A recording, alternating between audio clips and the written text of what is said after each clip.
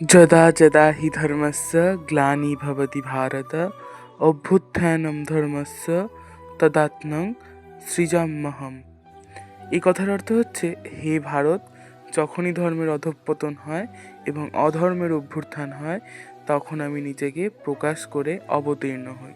রাধে রাধে সকলকে। আশা করছি তোমরা সকলে ভালো আছো। কারোর ওপর বিশ্বাস থাক বা নাই থাক, ঈশ্বরের ওপর বিশ্বাসটা আমার সর্বদা ছিল, আছে এবং থাকবে।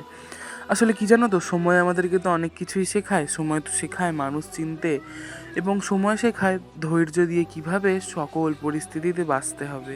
সময়ে অসময়ে সবসময় তো আমরা ভাবি এই জীবনটা কিছুই নয়, হয়তো এখানেই জীবনটা থমকে যেতে পারতো কিংবা শেষ হয়ে যেতে পারতো, কিন্তু এই জীবন তো অত সহজ নয়।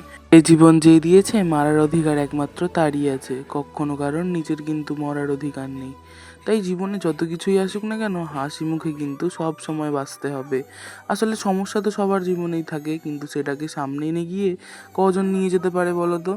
আমাদেরও জীবনে কিন্তু এরকম অনেক সমস্যা আছে, সব সমস্যা পেরিয়ে কিন্তু হাসি মুখে এগিয়ে চলেছি। আজকে চলে গেছিলাম বিয়ে বাড়ি, আর বিয়ে বাড়িতে গিয়ে ভিড়টা তোমরা দেখতেই পাচ্ছ। কথা বলতে বলতে তো অনেক ভিডিওই দেখলে, আর আমার ভিডিও তোমাদের কেমন লাগে অবশ্যই কিন্তু আমাকে কমেন্ট করে জানিও। খুব তাড়াতাড়ি আসছে সুন্দর সুন্দর ভিডিও নিয়ে। রাধে রাধে।